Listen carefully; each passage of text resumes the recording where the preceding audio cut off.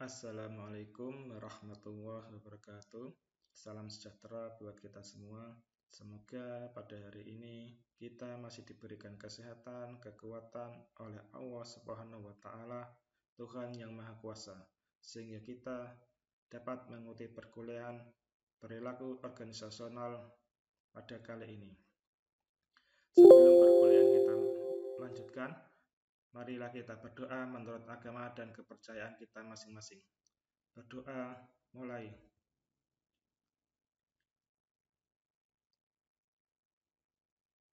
Berdoa selesai.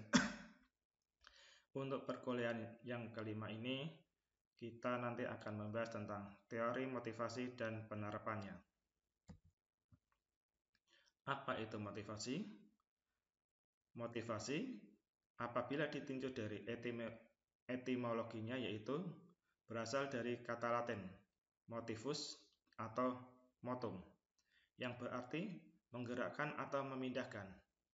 Dari asal-usul kata ini, Lawrence Bagus dalam Kamus Filsafat mengartikan bahwa motivasi atau motif sebagai dorongan sadar dari suatu tindakan untuk merumuskan kebutuhan-kebutuhan tertentu manusia.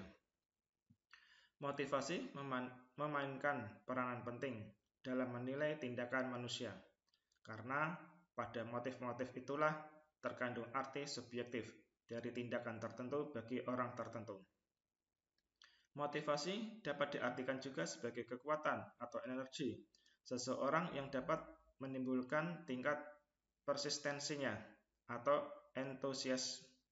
entusiasmenya dalam melaksanakan suatu kegiatan, baik yang bersumber dari dalam diri individu itu sendiri atau motivasi intrinsik maupun dari luar individu atau motivasi ekstrinsik.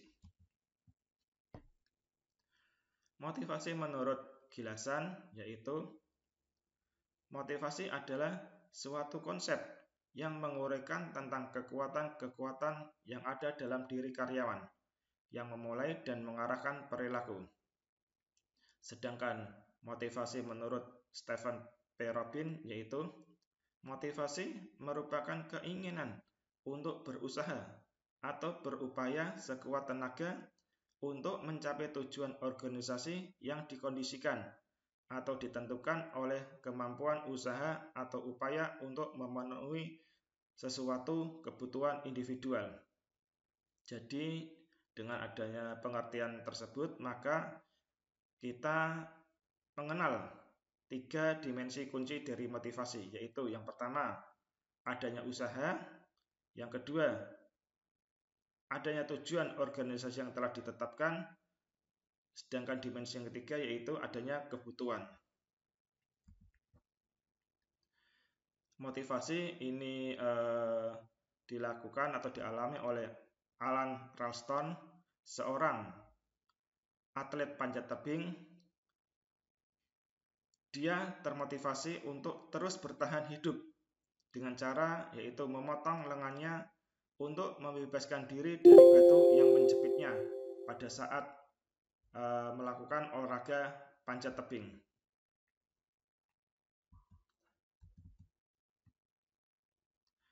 Klasifikasi motivasi berdasarkan asalnya, motif dasar atau primer atau driver need yaitu motif yang dibawa sejak lahir.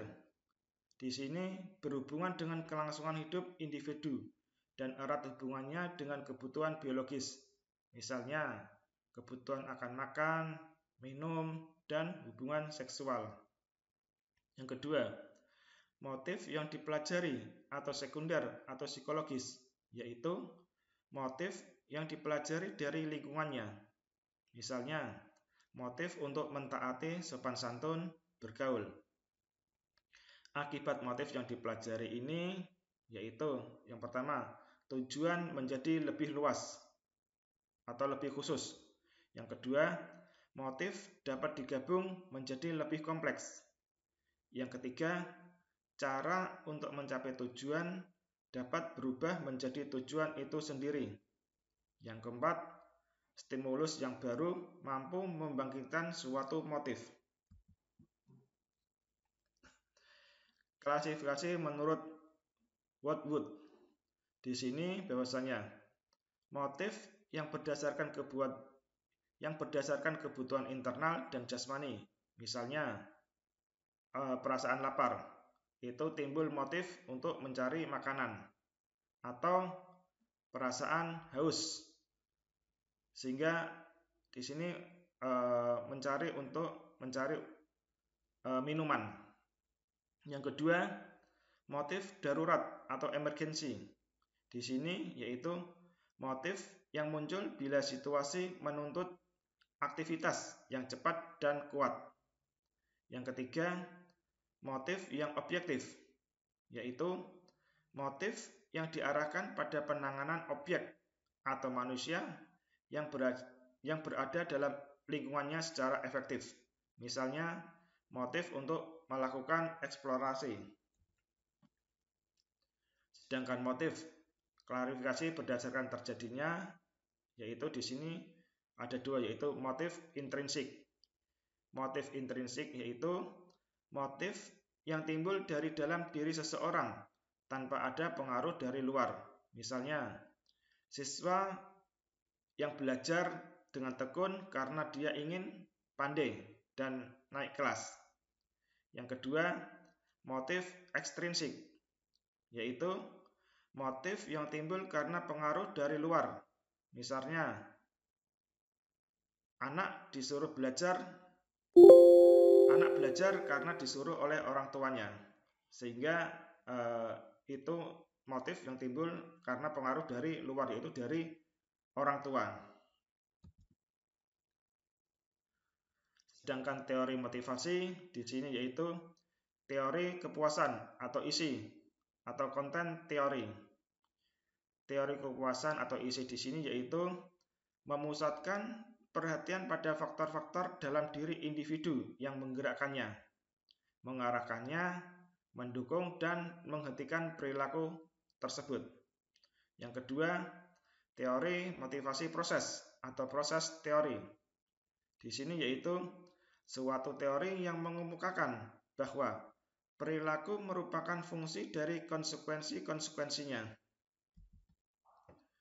Di sini kita mengenal berbagai macam teori motivasi, yaitu teori hierarki, kebutuhan hierarki yang diciptakan oleh Abraham Maslow pada tahun 1943. Juga ada teori ERG ditemukan oleh Clayton Alderfers pada tahun 1972.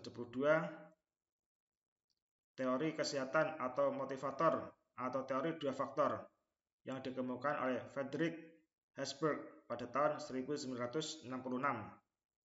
Selanjutnya ada teori motivasi X dan Z yang dikemukakan oleh Douglas McGregor. Yang keempat, teori motivasi kebutuhan yang disampaikan oleh McClellan. Selanjutnya ada teori harapan yang disampaikan oleh Viktor H. Fromm pada tahun 1964. Juga ada teori penetapan tujuan atau goal setting theory yang dikemukakan oleh Edwin Locke. Kita masuki motivasi teori yang pertama, yaitu teori hierarki menurut Maslow. Teori hierarki menurut Abraham H. Maslow pada tahun 1943 sampai dengan 1954. Pada teori motivasi yang dikembangkan oleh Abraham Maslow ini pada intinya berkisar pada pendapat bahwa manusia mempunyai 5 tingkat atau hierarki kebutuhan, yaitu yang pertama, kebutuhan physiological atau psychological needs seperti rasa lapar, haus, istirahat, maupun perasaan tentang seksual. Yang kedua, kebutuhan rasa aman atau safety needs. Di sini kebutuhan rasa aman itu tidak hanya dalam arti fisik semata, melainkan juga dapat rasa aman secara mental, secara psikologikal maupun secara intelektual. Yang ketiga yaitu kebutuhan akan rasa kasih sayang atau love atau love need. Yang keempat, kebutuhan akan harga diri atau esteem needs, yang pada umumnya tercermin dalam berbagai simbol-simbol status seperti prestasi, kompetensi, dan seterusnya. Yang terakhir yaitu teori aktualisasi diri atau self-actualization, dalam arti yaitu tersedianya kesempatan bagi seseorang untuk mengembangkan potensi yang terdapat dalam dirinya sehingga dapat berubah menjadi kemampuan secara nyata. Teori Maslow di sini yaitu dapat dikatakan bahwa lebih tepat apabila berbagai kebutuhan manusia itu digolongkan sebagai rangkaian dan bukan sebagai hierarki. Dalam hubungan ini perlu ditekankan bahwa kebutuhan yang satu saat sudah terpenuhi sangat mungkin akan timbul lagi di waktu yang akan datang. Pemuasan berbagai kebutuhan tertentu, terutama kebutuhan fisik, bisa bergeser dari pendekatan kuantitatif menjadi pendekatan kualitatif dalam pemuasannya. Yang kedua yaitu berbagai kebutuhan tidak akan mencapai titik jenuh, dalam arti tibanya suatu kondisi di mana seseorang itu tidak lagi dapat berbuat sesuatu dalam pemenuhan kebutuhan itu. Kendati pemikiran Maslow tentang teori kebutuhan ini tampaknya lebih bersifat teoritis, namun telah memberi fondasi dan mengilhami bagi pengembangan teori-teori motivasi yang berorientasi pada kebutuhan berikutnya yang lebih bersifat aplikatif. Di sini jenjang teori hierarki Maslow yaitu yang kebutuhan yang paling mendasar yang di bawah yaitu kebutuhan tentang psychological needs, yaitu kebutuhan dasar manusia seperti kebutuhan tentang makan, minum, kesehatan maupun tentang perilaku seksual. Sedangkan kebutuhan yang paling tinggi atau paling teratas dalam puncak teori Maslow di sini yaitu kebutuhan tentang aktualisasi diri atau self-actualization. Sebelum meningkat aktualisasi diri, maka di sini ada beberapa tahap, yaitu yang pertama psychological needs, safety net and security, love and belongingness, self-esteem, dan yang terakhir yaitu self-actualization, yaitu kebutuhan aktualisasi diri. Yang kedua yaitu teori motivasi X dan Y yang dikemukakan oleh Douglas McGregor. Pada dasarnya Douglas McGregor ini menemukan teori X dan Y setelah mengkaji cara para manajer berhubungan dengan karyawan. Kesimpulan yang didapatkan yaitu bahwasanya pandangan manajer mengenai sifat manusia itu didasarkan atas beberapa kelompok asumsi tertentu, dan bahwa mereka itu cenderung membentuk perilaku terhadap karyawan berdasarkan asumsi-asumsi tersebut.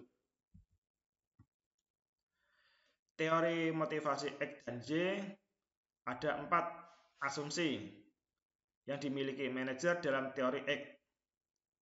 4 asumsi tersebut yaitu yang pertama, karyawan itu pada dasarnya tidak menyukai pekerjaan dan sebisa mungkin berusaha untuk menghindarinya. Yang kedua, karyawan tidak menyukai pekerjaan, mereka harus dipakai, dikendalikan atau diancam dengan hukuman untuk mencapai tujuan. Yang ketiga, karyawan akan menghindari tanggung jawab dan mencari perintah formal, di mana ini adalah asumsi yang ketiga. Yang keempat yaitu sebagian karyawan menempatkan keamanan di atas semua faktor lain terkait pekerjaan dan menunjukkan sedikit ambisi. yaitu keempat teori motivasi X yang dimiliki oleh seorang manajer. Sedangkan teori Y itu kebalikan dari teori X, yang mana teori X itu berpandangan negatif mengenai sifat manusia. Sedangkan teori Y merupakan 4 asumsi yang bersifat positif yang ada dalam sifat-sifat manusia. Teori Y di sini yaitu yang pertama, karyawan menganggap kerja sebagai hal yang menyenangkan, seperti halnya istirahat atau bermain. Yang kedua, karyawan akan berlatih mengendalikan diri dan emosi untuk mencapai berbagai tujuan. Yang ketiga, karyawan bersedia belajar untuk menerima, mencari, dan bertanggung jawab. Yang keempat yaitu karyawan mampu membuat berbagai keputusan yang inovatif yang diedarkan ke seluruh populasi dan bukan hanya bagi mereka yang menduduki posisi manajemen. Teori selanjutnya yaitu teori ERG yang dikemukakan oleh Keaton Alderfer pada tahun 1972. Teori Alderfer di sini dikenal dengan akronim ERG. Akronim ERG di sini yaitu merupakan singkatan dari huruf-huruf pertama dari istilah tersebut, yaitu yang pertama I, yaitu eksistensi, di mana eksistensi di sini yaitu kebutuhan akan eksistensi. R di sini yaitu relatedness, di mana yaitu kebutuhan untuk berhubungan dengan pihak lain. Sedangkan G yaitu growth, di mana yaitu kebutuhan akan pertumbuhan. Jika makna 3 istilah tersebut didalami akan tampak 2 hal penting, yaitu yang pertama, secara konseptual terdapat persamaan antara teori atau model yang dikembangkan oleh Maslow dan Alderfer. Karena eksistensi di sini dapat dikatakan identik dengan hierarki pertama dan kedua dalam teori Maslow. Sedangkan relatedness senada dengan hierarki kebutuhan yang ketiga dan keempat menurut konsep Maslow. Sedangkan teori growth di sini yaitu mengandung makna sama dengan self actualization menurut Maslow. Yang kedua, teori Alderfer di sini menekankan bahwa berbagai jenis kebutuhan manusia itu diusahakan pemuasnya secara serentak.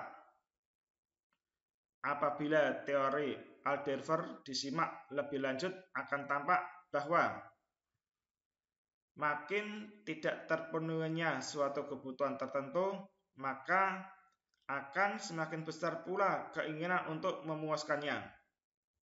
Yang kedua, kuatnya keinginan memuaskan kebutuhan yang lebih tinggi.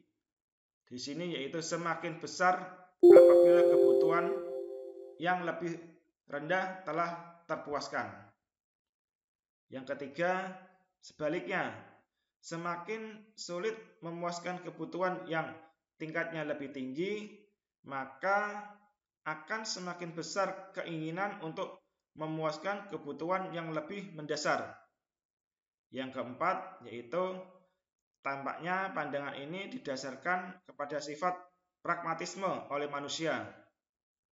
Yang berarti di sini bahwa menyadari keterbatasannya, seseorang dapat menyesuaikan diri pada kondisi objektif yang dihadapinya dengan antara lain yaitu memusatkan perhatiannya kepada hal-hal yang mungkin dicapainya.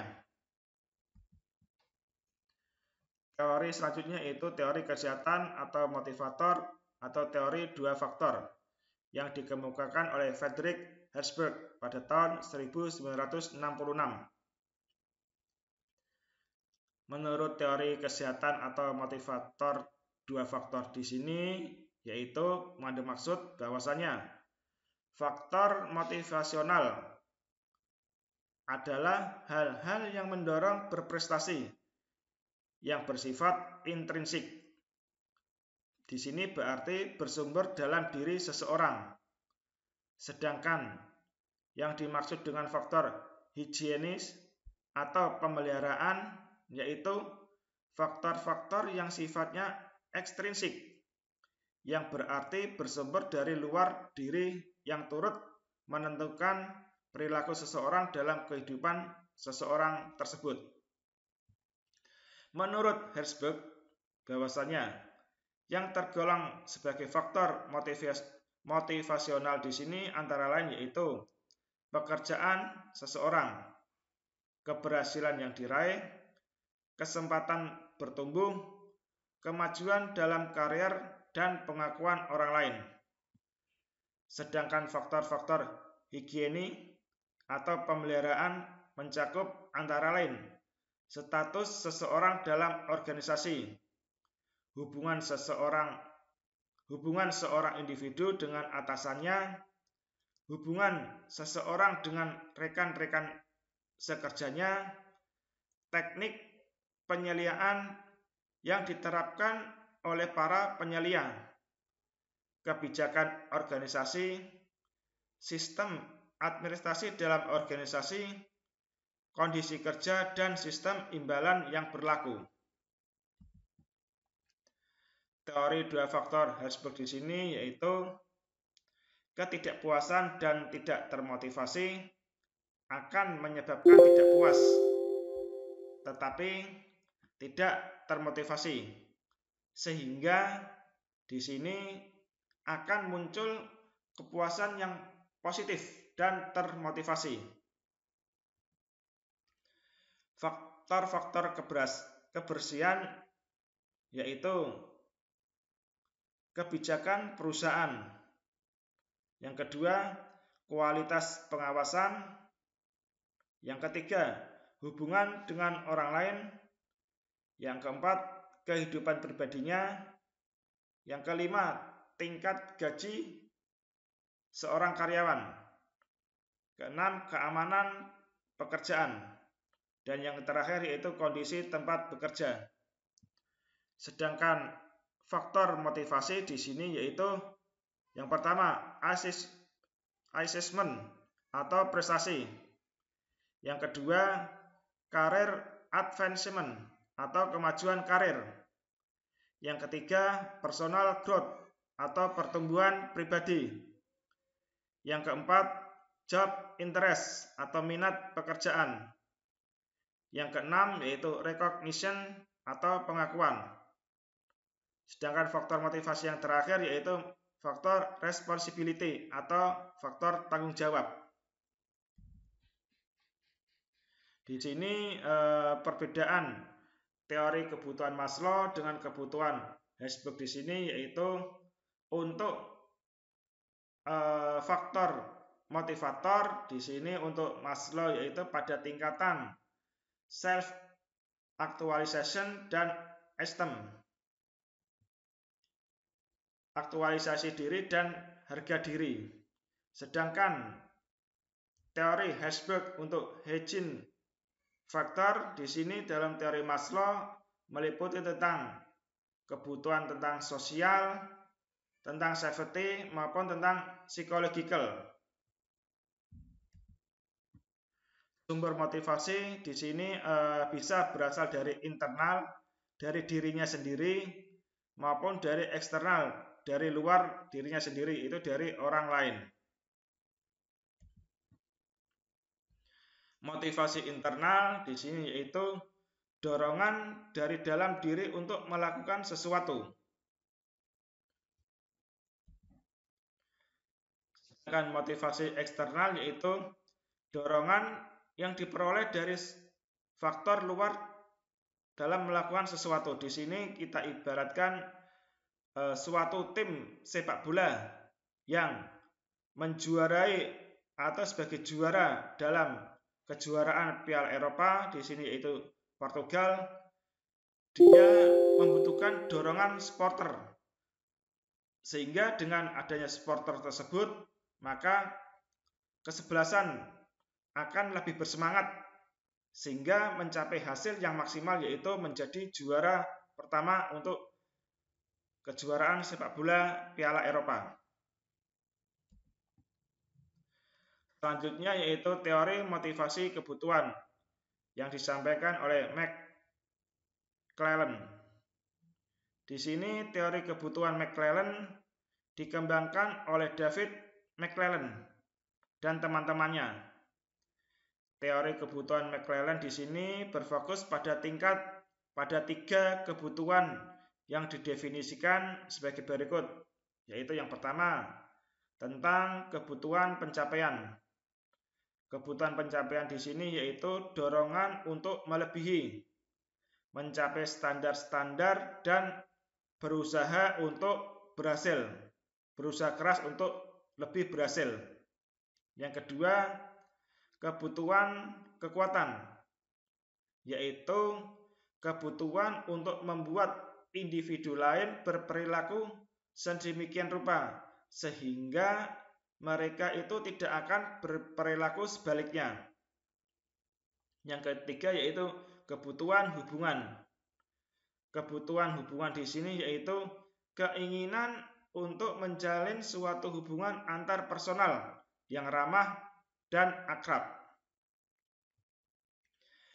Dari McClellan di sini dikenal tentang teori kebutuhan untuk mencapai prestasi atau needs for assessment atau NH, yang menyatakan bahwa motivasi berbeda-beda sesuai dengan kekuatan kebutuhan seseorang akan prestasi.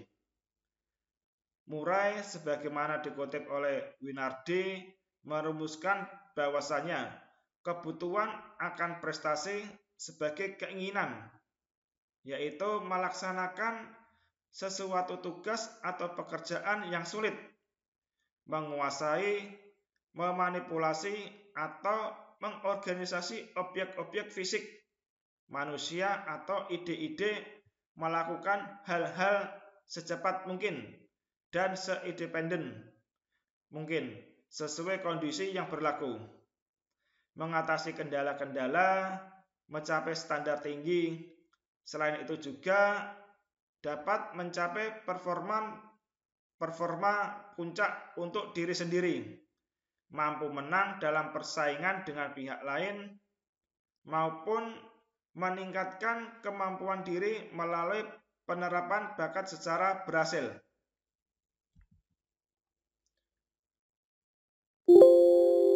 Selanjutnya yaitu teori penguatan atau reinforcement theory. Di sini untuk teori penguatan yaitu suatu teori yang mengemukakan bahwa perilaku itu merupakan fungsi dari konsekuensi-konsekuensinya. Dalam teori penguatan mendasarkan pada pendekatan keperilakuan atau behavioristik. Teori penguatan cenderung mengabaikan keadaan-keadaan dari individu dan memuaskan semata-mata pada apa yang terjadi pada seseorang apabila mengambil suatu tindakan. Metode pembentukan perilaku di sini yaitu ada 4, yaitu metode penguatan yang positif. Metode penguatan positif di sini apabila respon itu diikuti dengan sesuatu yang sangat menyenangkan. Kita ambil contoh yaitu atasan memuji pekerjaan bawahan. Yang kedua yaitu penguatan negatif. Pembentukan perilaku dengan penguatan negatif di sini yaitu apabila respon dihentikan oleh sesuatu yang tidak menyenangkan. Kita ambil contoh yaitu ketika ada dosen yang mengajukan pertanyaan yang sulit, maka mahasiswa akan menghindar dari pertanyaan tersebut. Yang ketiga yaitu pembentukan perilaku dengan cara hukuman. Dengan cara hukuman di sini yaitu respon perilaku tertentu akan berubah tanpa diberi hukuman. Contohnya yaitu menskor karyawan tanpa upah karena masuk kerja dalam keadaan mabuk. Sehingga di sini apabila ada karyawan yang masuk kerja dalam keadaan mabuk maupun yang lainnya, maka karyawan tersebut tidak akan mendapatkan upah, sehingga karyawan tidak diupah. Itu sebagai hukuman karena dia dalam keadaan mabuk pada waktu bekerja, pada waktu jam kerja. Yang keempat yaitu pembentukan perilaku dengan cara pemusnahan. Dengan cara pemusnahan di sini yaitu usaha untuk menyingkirkan apa saja yang mempertahankan perilaku. Apabila perilaku tidak diperkuat, maka perilaku itu lambat laun akan punah dengan sendirinya. Teori selanjutnya yaitu teori harapan yang disampaikan oleh Viktor H. Fromm pada tahun 1964. Viktor H. Fromm dalam bukunya yang berjudul Work and Motivation mengatakan bahwa suatu teori yang disebut sebagai teori harapan yaitu motivasi merupakan akibat suatu hasil dari yang ingin dicapai oleh seseorang, dan diperkirakan yang bersangkutan tersebut bahwa tindakannya akan mengarah kepada hasil yang diinginkan. Di sini mengandung arti bahwasanya apabila seseorang itu sangat menginginkan sesuatu dan jalan tampaknya sangat terbuka untuk memperolehnya, maka yang bersangkutan akan berupaya semaksimal mungkin agar keinginan itu didapatnya. Teori harapan merupakan kekuatan dari suatu kecenderungan untuk bertindak dalam cara tertentu, bergantung pada kekuatan dari suatu harapan bahwa tindakan tersebut akan diikuti dengan hasil yang ada dan pada daya tarik dari hasil itu terhadap individu tersebut. Teori harapan ini memfokuskan kepada yang pertama yaitu hubungan upaya dengan kinerja. Hubungan upaya dengan kinerja di sini yaitu kemungkinan yang dipersepsikan oleh individu yang mengeluarkan sejumlah upaya akan mendorong kinerjanya. Yang kedua yaitu hubungan kinerja dengan ganjaran. Di sini yaitu kinerja pada tingkat tertentu akan mendorong tercapainya suatu keluaran yang diinginkan. Yang ketiga yaitu hubungan ganjaran dan tujuan pribadi.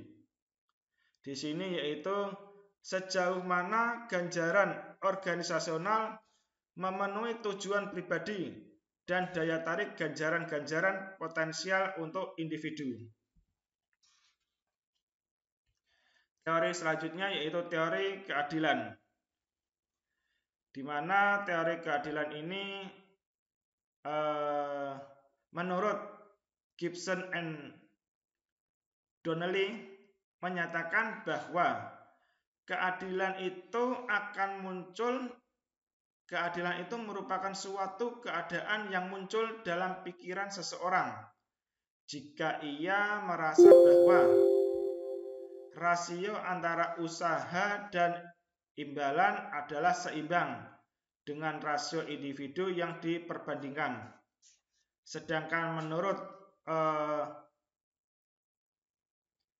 Stephen B. Robin menyatakan bahwa keadilan merupakan individu-individu yang membandingkan masukan dan keluaran pekerjaan mereka dengan masukan atau keluaran orang lain kemudian berespon dengan menghapuskan setiap ketidakadilan.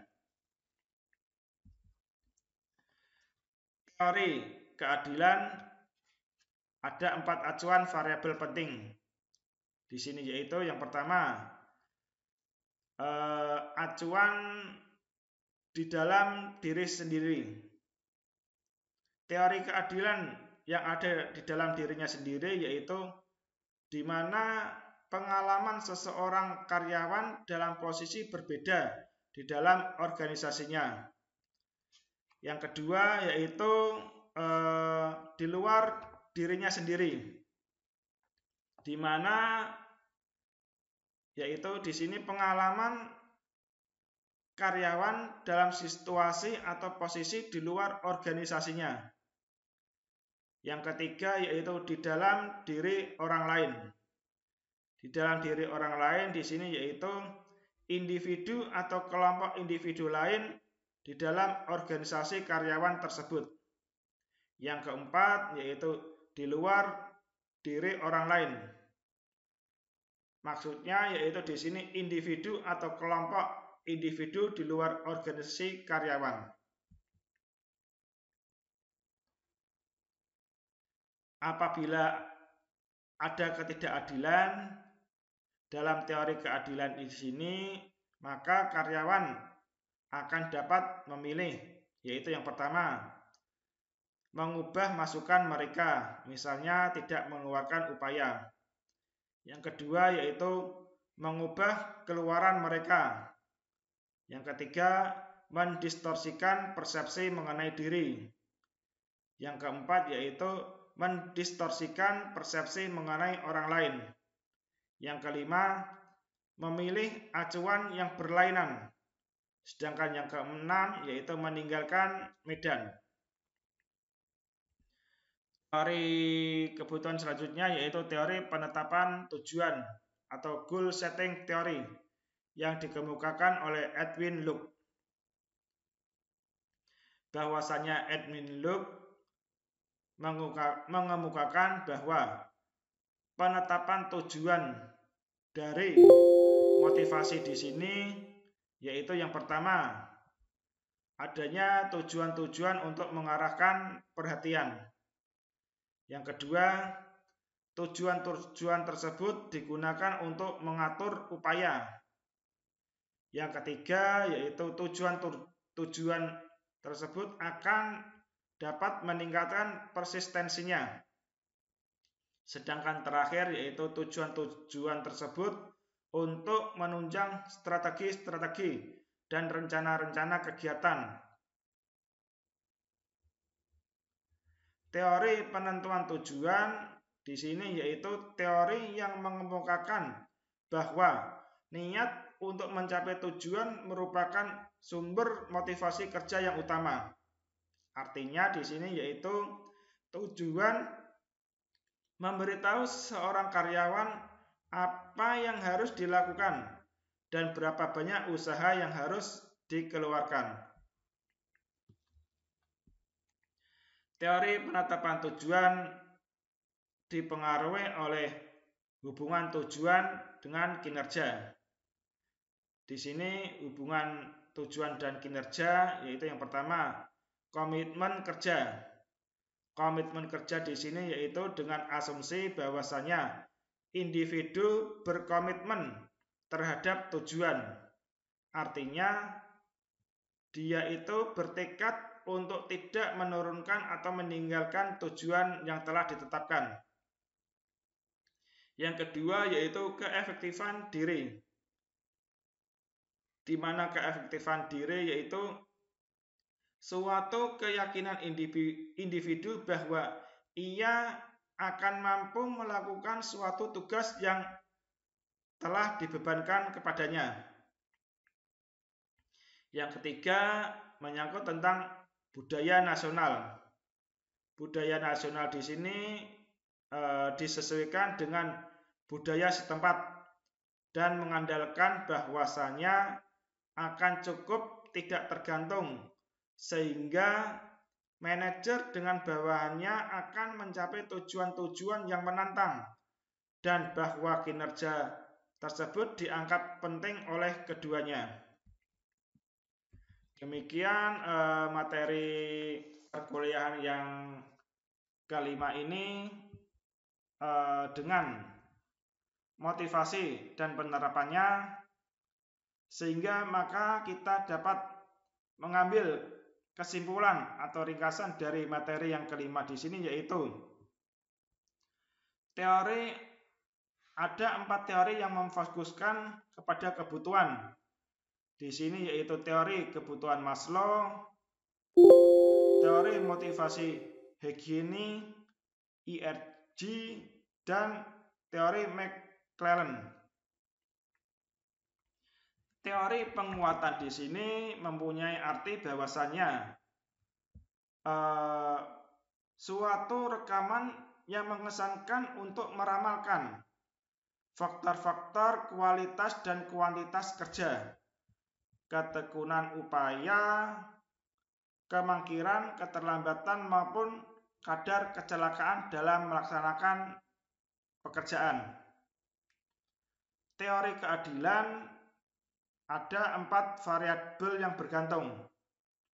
Tetapi teori di sini yang paling kuat dalam meramalkan perilaku yaitu absensi dan keluarnya karyawan, serta lemah dalam meramalkan perbedaan produktivitas karyawan. Sedangkan teori harapan di sini yaitu memfokuskan pada variabel-variabel kinerja. Berbagai teori mengemukakan penjelasan yang relatif ampuh mengenai produktivitas karyawan, kemangkiran, dan keluarnya karyawan. Sedangkan yang terakhir yaitu teori penetapan tujuan atau goal setting theory di sini, yaitu tujuan yang jelas dan sulit menghantar ke tingkat produktivitas karyawan yang lebih tinggi. Di sini sebagai bukti untuk mendorong menyimpulkan bahwasanya teori penetapan tujuan itu memberikan salah satu penjelasan yang lebih ampuh dari variabel-variabel bergantung. Demikian ringkasan materi pada perkuliahan yang kelima ini.